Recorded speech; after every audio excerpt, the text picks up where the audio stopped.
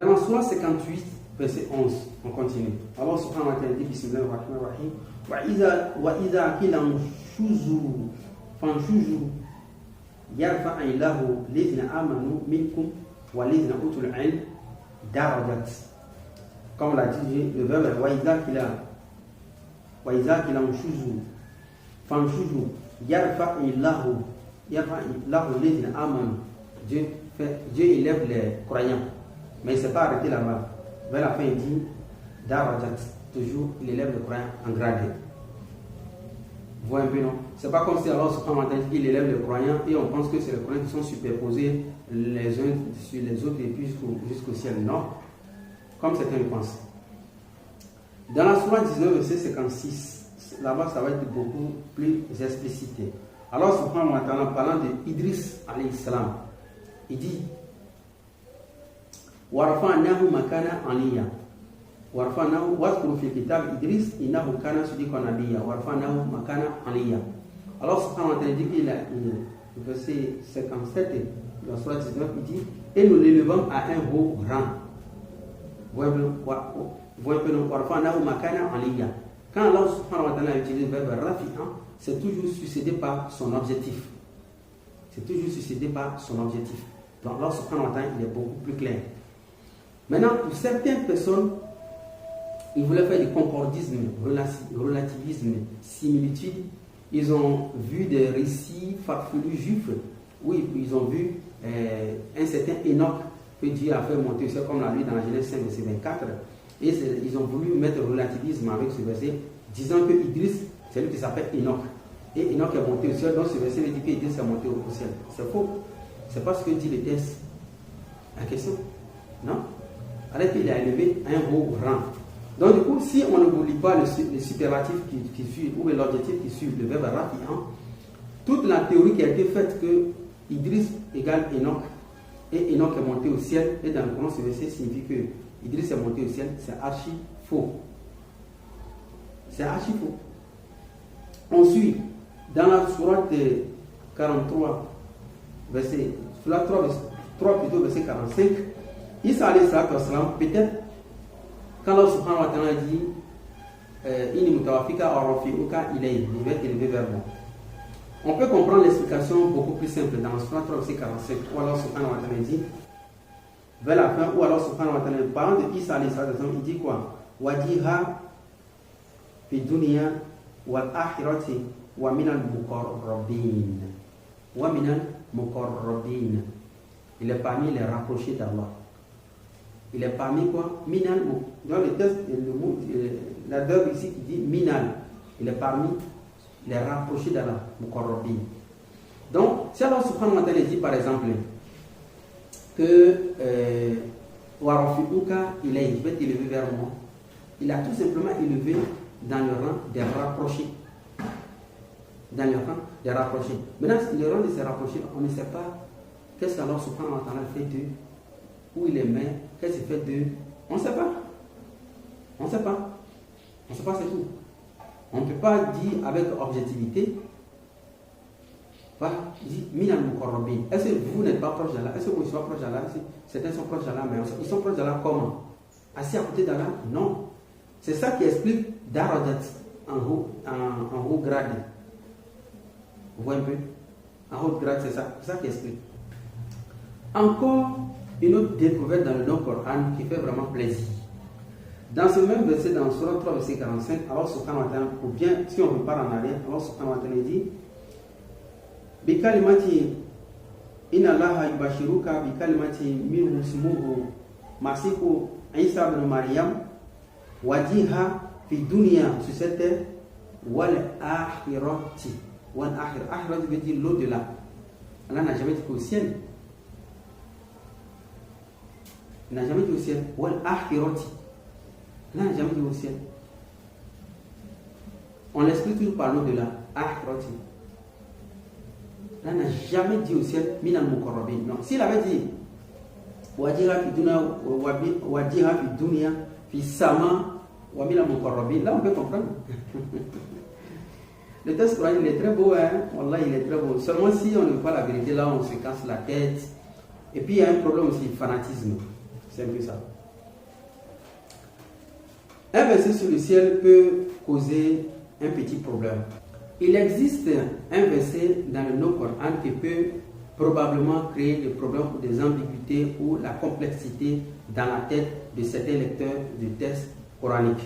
C'est notamment dans la Sourate 7, verset 40. Alors, subhanahu wa ta'ala, qu'est-ce qu'il dit? Il dit, Bismillahirrahmanirrahim, vers la fin, il dit, Inna Allaha kazzabu bi ayat. Qu'est-ce que dit le texte? Bismillahirrahmanirrahim. Inna allazina kazzabu bi ayatina wastakbaru anha la tufattahu lahum abwab samai. Là, ça peut créer un problème. Le texte dit, la tufattahu lahum abwab samai. Si on lit en français proprement dit, les portes du ciel ne leur seront pas ouvertes. Là, quand on dit les portes du ciel ne leur seront pas ouvertes, certains ont l'impression que ce verset signifie les portes du ciel qui ne sont pas ouvertes, ça signifie qu'ils ne vont pas rentrer dans le paradis. Non. D'ailleurs, c'est suivi par ne sont pas ouvertes. Et ils n'entreront au paradis que le texte est suivi par le mot paradis. Oui. Mais si c'est le paradis, les portes du ciel, si c'est le paradis, alors elle a dit, les portes du paradis ne leur seront pas ouvertes. Mais elle a dit, les portes du ciel ne leur seront pas ouvertes et ils n'entreront pas au paradis. C'est succinct, c'est beau, c'est scientifique, ça dépasse même. Oui. Maintenant, comment comprendre cette phrase, que les portes du ciel ne leur seront pas ouvertes et ne pas penser qu'on ouvre les portes du ciel et le paradis se trouve au ciel. Il faut comprendre ça au verset 96. Au verset 96, Allah subhanahu wa ta'ala dit, Bismillahirrahmanirrahim, Walau anna ahlal qura amanu wa taqaw la fatahna alayhim barakatin minas sama. La partie qui nous intéresse, la fatahna alayhim barakatin minas sama wal ard. Alors subhanahu wa ta'ala, si on lit le texte, il dit, les habitants des cités, si les habitants des cités avaient cru et avaient été pieux, nous leur aurions certainement accordé des bénédictions du ciel et de la terre. C'est quoi les bénédictions du ciel? C'est ce qu'on a vu. Les portes du ciel ne leur seront pas ouvertes. C'est-à-dire, quand on se prend pas de bénédictions du ciel, c'est-à-dire tout ce qu'on a comme subsistance sur cette terre, tout vient du ciel. Tout vient du ciel. La pluie vient du ciel, tout vient du ciel. Vous voyez un peu? Donc, alors subhanahu wa ta'ala, les portes du ciel ne leur seront pas ouvertes, ça veut dire la bénédiction d'ici bas. Il ne va pas le donner. Il ne va pas le donner. Vous voyez un peu? Donc ce verset ne peut pas causer de problème. Impossible. Dans la sourate, dans la même sourate, au verset 40, raison pour laquelle Allah subhanahu wa ta'ala dit, au verset 96 plutôt, il dit, si les habitants des cités avaient cru et avaient été pieux, nous leur aurions certainement accordé des bénédictions du ciel. Quand Noé voulait la bénédiction, qu'est-ce qu'Allah subhanahu wa ta'ala dit? Donc, la pluie va tomber. Si la pluie tombe, c'est elle qui renvoie toutes les bénédictions. Donc ici, Allah subhanahu wa ta'ala dit que si les gens avaient cru, il va leur ouvrir le ciel. C'est-à-dire, barakatin, barakat, bénédiction. Traduit par al-rizq, tout ce que vous voulez. Donc tout ce qu'on vit aujourd'hui, ça tombe du ciel. Donc, certains peuvent me dire, mais si tous les croyants sont riches, ce n'est pas une question de la richesse de chaque croyant, non. C'est une question d'individualisme. C'est une question d'individualisme et d'échange, de compensation. Ta richesse, alors subhanahu wa ta'ala peut compenser ça avec ta santé, avec tes péchés, avec beaucoup de choses. Est-ce que vous voyez un peu? Substituer ça. Voilà. C'est comme ça. Inch'Allah. Alors, on a vu dans le texte coranique qu'aucun humain n'est monté au ciel. Mais bien évidemment, on sait que les humains vivent sur cette terre, ils meurent. Mais est-ce qu'après leur mort, vont-ils au ciel? Y a-t-il un qui est monté? On a tout vu dans tous les textes, que ce soit la Bible et le Coran, aucun. Personne. Maintenant, intéressons-nous à présent de cela, de ce qu'Allah subhanahu wa ta'ala se prononce là-dessus. Nous allons voir la fatwa d'Allah subhanahu wa ta'ala, notamment son jugement. D'abord, le jugement dernier va se passer sur la terre. Le texte coranique dans la sourate 39, verset 69, Allah subhanahu wa ta'ala dit, au verset 28 d'abord, il dit, et on soufflera dans la trompe. Voilà que ceux qui sont dans les cieux et ceux qui seront sur la terre seront foudroyés. Là, si dans la trompe si le sifflet est prononcé dans la trompe, tout ce qui est dans les cieux et sur la terre. On avance au verset 69. Et la terre resplendira de la lumière de son Seigneur. Le livre sera déposé. Et on fera venir les prophètes et les témoins. Le texte dit Wadi Abi Nabiyina wa Shuhada. Wadi. Quand on dit Wadi, on fait venir quelque chose. Fait venir la personne. Pas fait descendre. Les prophètes, les prophètes. Le verbe descendre dans le Coran, si vous connaissez le texte coranique, vous savez quel verbe alors subhanahu wa ta'ala il utilise. C'est on dit que quand on a dit Ibitu, Kunahbitu min hajamiyan, quand elle a dit parlant d'Adam, il a dit descendez. Quand Adam est descendu du ciel, c'est faux. Adam n'est pas descendu du ciel. Ça, c'est encore un autre sujet. Si vous êtes intéressé, faites-moi le savoir en bas des commentaires. Là, on va passer dessus de façon précoce. Sinon, c'est un peu loin. Si vous êtes intéressé, faites-moi signe. On va faire ce sujet rapidement, Inch'Allah. Adam était où? Au ciel ou sur la terre? Voilà, c'est très intéressant. On a 100 sujets palpitants pour vous. 100 sujets palpitants. J'ai dit même palpitants, c'est le superlatif qui compte. Donc, le jugement dernier, ça va se passer sur la terre. Raison pour laquelle, voici qu'on les au vocable. Bon, et là, je ne vais pas lire ça en arabe parce que ça va vraiment vous mélanger la tête. On va faire venir les prophètes, le livre sera déposé et ça va se passer sur cette terre. Inch'Allah. Faisons une pré-conclusion. On a dit que personne n'existe au ciel, notamment par les Écritures. Ben, cela n'exclut pas, peut-être que si par le miracle divin, quelqu'un existe au ciel. Comme nous l'avons dit, que nous n'avons pas la vérité absolue. Nous faisons notre intervention de façon humaine, voilà, notamment en pointant du doigt des Écritures. Jusque-là, dans tous les exposés, aucun humain n'existe au ciel selon les Écritures. Et jusque-là, selon les Écritures, aucun humain n'est mort et existe au ciel ou monté au ciel. Maintenant, où sont les morts? Quand un humain meurt, où vit-il? Nous tous on sait que quand l'humain meurt, il est dans la tombe. Mais d'où vient maintenant l'idée que le gars il est mort, mais il est au ciel? Tel prophète il est au ciel. On a vu tel prophète au 2e ciel, 3e ciel, 4e ciel, 6e ciel. D'où vient l'idée? Nous avons le sujet encore qui vient. Les 7 cieux, la réalité des 7 cieux. Si vous êtes aussi chaud, dites-le en commentaire. On va encore le faire ça de façon précoce. La réalité des 7 cieux.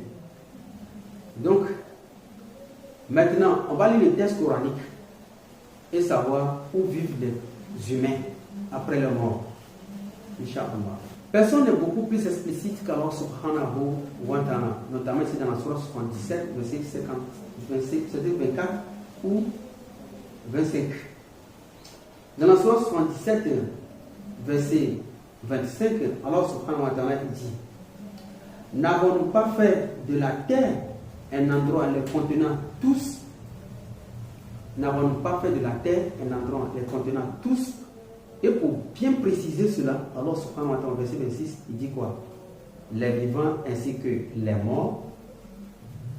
Donc si tu es un humain aujourd'hui, tu as lu ce verset, et tu n'es pas sûr que les vivants et les morts sont tous sur cette terre, certains sont au ciel, ça n'engage que toi.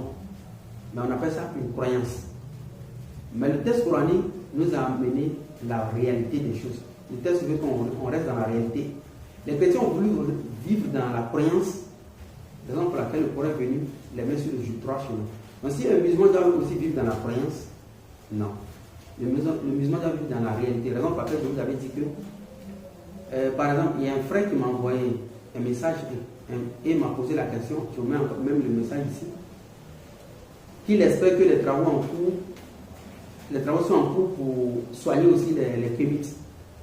Non, moi j'ai pas quelque chose pour les kémites.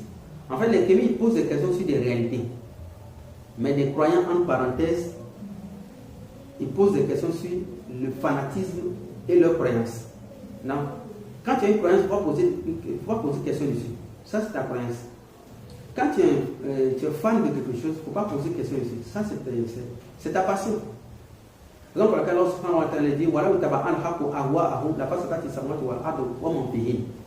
que si le Coran était conforme aux passions des humains, les cieux et la terre seront des autres. Alors, subhanahu wa ta'ala n'est pas là pour accompagner la passion des gens, non.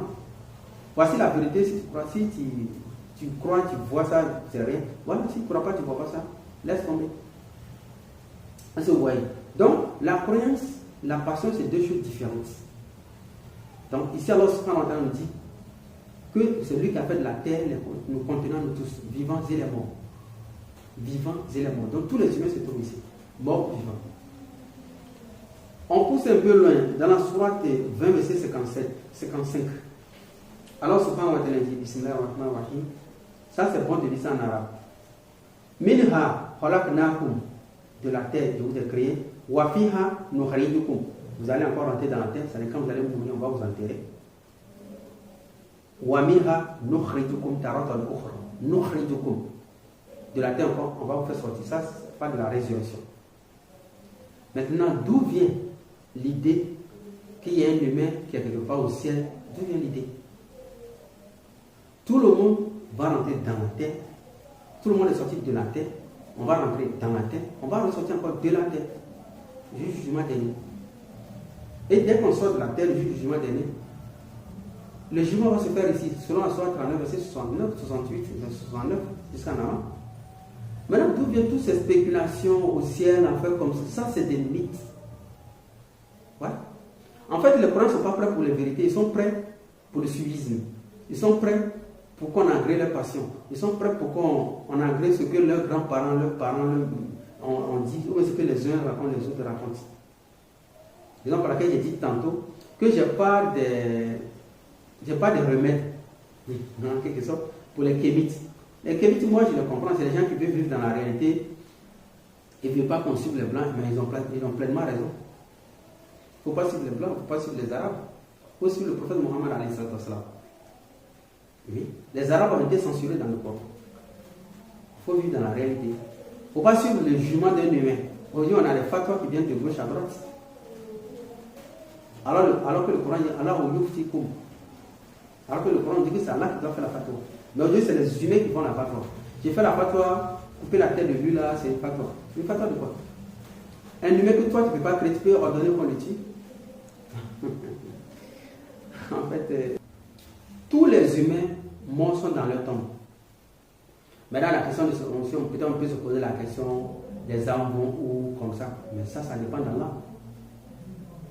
Mais s'il nous dit que ces mêmes humains vont ressusciter dans la tombe, pourquoi dire que l'âme est partie? Peut-être que l'âme est partie se reposer en Amérique.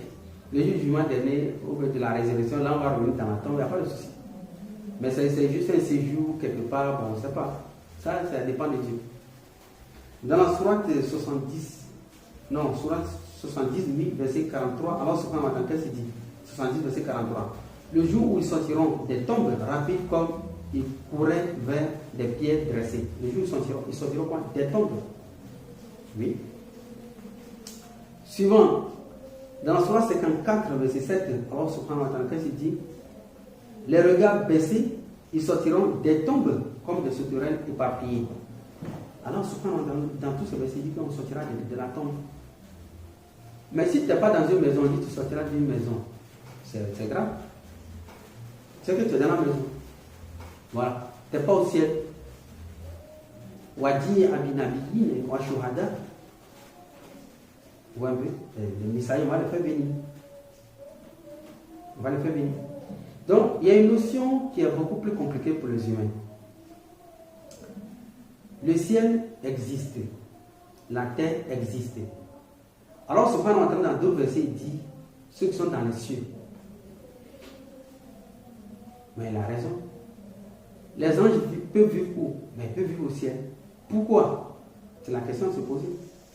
Les anges ont été créés à base de quoi? La lumière. Mais il y a la lumière en haut. Il y a la nuit. L'homme a été créé à base de quoi? L'argile, la terre.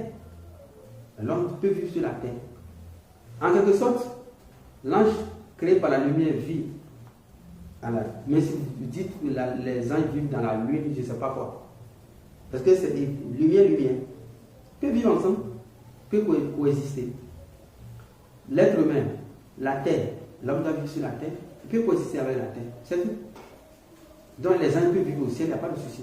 Mais un humain qui mange, qui boit, qui chie, qui urine, qui va monter comme ça physiquement au ciel, là, ça, c'est pas concevable pour les Écritures.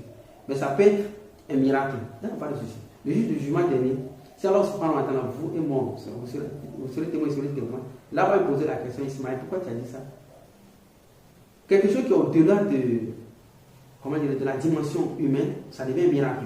Donc ça peut être quelque chose qui se produit comme miracle. À cause de ça, j'ai dit dès le départ que je ne dis pas que j'ai la vérité absolue. Voilà. Mais je décrypte les Écritures, c'est tout. Passons à la conclusion. Ce sujet, pour moi, sincèrement, je dois vous le dire, c'est un sujet qui est beaucoup complexe pour moi. J'ai passé pratiquement plus de 15 ans à vérifier ce sujet. Et comme je l'ai dit au départ, je ne dis pas que j'ai la vérité absolue. Non. Je ne dis pas que j'ai la vérité absolue.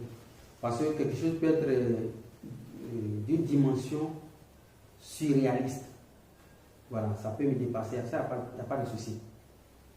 Mais en état de qualité humaine, c'est ce que je peux exposer. Alhamdulillah, on trouve dans l'histoire chrétienne, parce qu'on a lu la Bible dès le départ, l'Assomption. Ils disent que Marie est montée, Marie, radiallahu anha, qui est Mariam, elle est montée au ciel. Mais dans la culture de la tradition chrétienne, on trouve que personne, aucun humain ne sait comment ce Marie est morte. Aucun humain ne connaît l'endroit de la tombe de Mariam, radiallahu anha.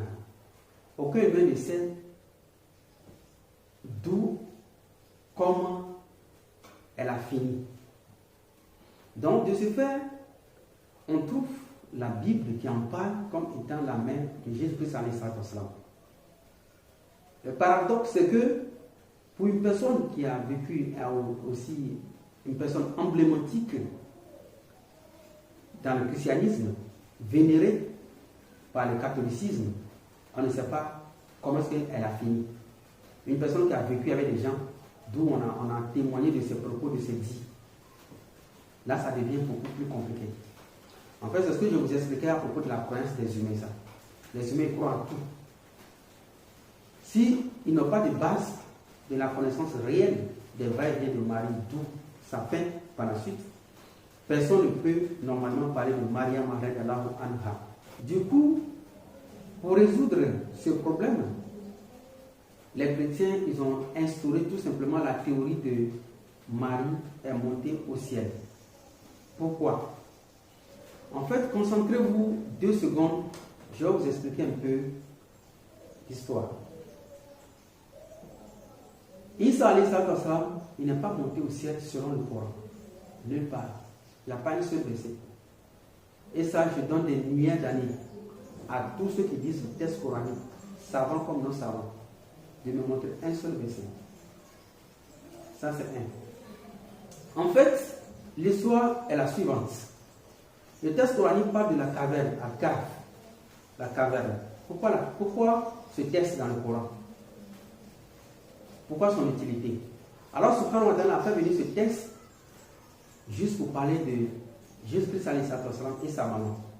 D'abord, on a vu dans ce texte au verset 9 et au verset 18. Alors, subhanahu wa ta'ala nous parle, il met un concordisme entre ce récit et le récit de Isa alayhi salam. Maintenant, vers la fin, il voulait, voici ce qui s'est passé. Nulle part dans le texte de la Bible, ils n'ont attrapé Jésus comme ça, ils l'ont crucifié. Ça n'existe pas. C'est toujours des contradictions. Quand Allah subhanahu wa ta'ala dit Wama sola ils n'ont pas crucifié, ça veut dire qu'ils n'ont pas attrapé. L'histoire réelle est que quoi?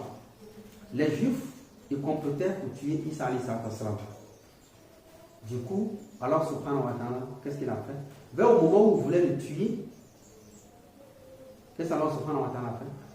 Il a dû fuir avec sa maman hors de la ville, se réfugier dans une caverne. D'où l'importance de la sourate caverne dans le Coran. Dans la caverne, quand les mécréants juifs vont intervenir pour l'attraper et le tuer, c'est là Allah subhanahu wa ta'ala, il va changer son visage par le visage de l'un d'eux dans la même caverne là et il va tomber sur lui. À ce moment-là, Allah subhanahu wa ta'ala, il va faire partie Isa alayhi salam et puis sa maman loin de là où ils vont les chercher dans la caverne. Quand les mécréants sont là dans la caverne en surnombre, c'est là maintenant le faux semblant sera là-bas. Juste avant d'attraper ce faux semblant, voyant le visage de Isa alayhi salam sur lui.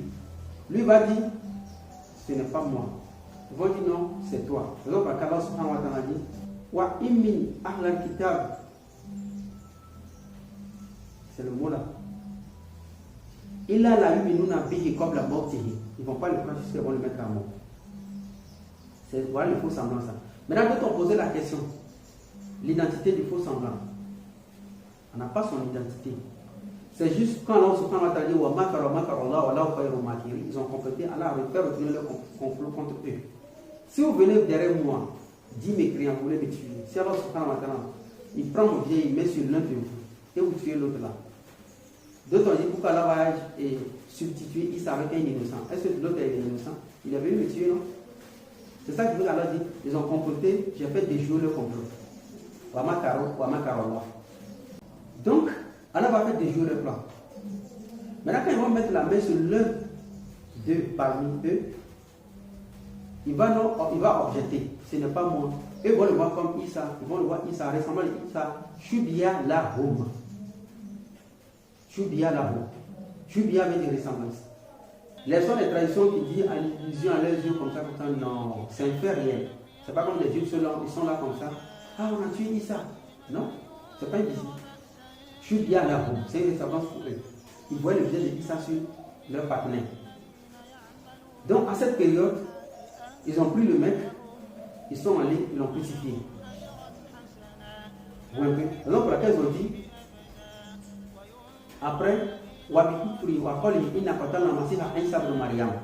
après, les Juifs ont crié, ils ont dit que non, on a tué Isa. Juste ils ont mis ce dernier à mort sur la croix. Donc, pour laquelle on a fait une autre vidéo qu'il n'existe pas une seule parole de Jésus-Christ sur la croix. Ça n'existe pas. Tout a été des paroles importées depuis l'Ancien Testament venant d'autres prophètes. Alors pour laquelle nous demandons tous de bien nous suivre, étape par étape, avec la jonction des sujets qui s'alignent les uns sur les autres. Les Juifs vont affirmer qu'ils ont tué Isa par la ressemblance de ce dernier-là. Et après, le Allah s'en fout. Donc, après, quand il va revenir, il va dire quoi? Wama kota roho. Voilà qu'il suis bien là. Wama sera pour vous aussi. Ok. Maintenant, quand Isa va partir avec sa maman, les deux seront où? Ils n'ont pas tué. Ils n'ont pas crucifié. Ils n'ont pas vu. Il n'est pas monté au ciel. Mais Ismaël. Tout ce que tu dis là, c'est gros, hein? Moi, on m'a pas appris tout ça. Maintenant, dis-nous où se trouve Isa alayhi salam. C'est le point que nous allons aborder aujourd'hui, Inch'Allah. Bienvenue à tous, Ismaël aussi. Les 100 sujets les plus palpitants entre le judaïsme, le christianisme et l'islam. Et si tu n'es pas abonné, abonne-toi sur TikTok, Facebook, Ismaël aussi. YouTube, Ismaël aussi. Sur TikTok, tu auras beaucoup d'arguments là-bas. Et sur les autres réseaux sociaux, tu auras des vidéos en entier pour décrypter des sujets aussi complexes. Parmi les 100 sujets, nous ne sommes même pas arrivés sur 10 sujets. Donc on est là jusqu'à pratiquement 2 ans. C'est alors que Allah nous donne 3 moyens. Premier moyen, la santé. Deuxième moyen, les moyens. Troisième moyen, ça je vous laisse deviner. La connaissance. Donc, dans la sourate 23, verset 50, Allah subhanahu wa ta'ala dit Bismillahirrahmanirrahim. Et nous fîmes du fils de Mariam, ainsi que sa mère, un prodige, et nous donnâmes à tous deux asile sur une colline bien stable et dotée d'une source. Dans la sourate 23, verset 50, Allah subhanahu wa ta'ala dit il a fait de Jésus-Christ puis sa maman un prodige. Pourquoi il a dit un prodige? De l'autre côté, dans la sourate 18, il a dit quoi? Ayatina Anjaba. Il a dit tu parles de prodige. Pourquoi prodige? C'est-à-dire que quoi? J'ai gardé Jésus et sa maman sur une colline bien stable, d'où pour les ruisseaux, loin des regards, cachés quelque part, qu'un prodige, c'est-à-dire que quoi? Ils ne sont pas morts, je les ai mis quoi? En sommeil, comme le gars qui passait dans le désert et les jeux de la caverne. Donc actuellement où nous parlons, Jésus-Christ et puis sa maman sont cachés quelque part là-bas et non au ciel. Raison pour laquelle, comme les chrétiens n'ont pas su cette histoire, ni même les juifs, ils ne savent pas où est-ce qu'est passée Marie. Aujourd'hui, ils nous parlent de Marie à monter au ciel, l'Assomption. Pourquoi dire l'Assomption et non pas l'Ascension? C'est aussi subtil. Les gens n'ont pas compris tout ça. Donc, Marie est ensemble avec son fils sur une colline bien stable, selon la sourate 23, verset 50, caché quelque part, et il revient. Donc, quand dans Matthieu, on dit le Fils de l'homme va descendre avec des anges comme ça, c'est faux. C'est faux. Maintenant, est-ce que Issa va venir ou pas? Il sortira d'où? Où un endroit? On ne sait pas. Sauf ce que dit l'Écriture. Ces spéculations que les gens font aujourd'hui sur Issa et sa maman ont été faites au temps des jeux de la caverne. Même chose comme ça. Jusqu'à Allah a fait révéler la vérité 309 années après. Donc on est là. Des milliers d'années. Alors subhanahu wa ta'ala nous dira d'où sortira Jésus-Christ alayhi salam.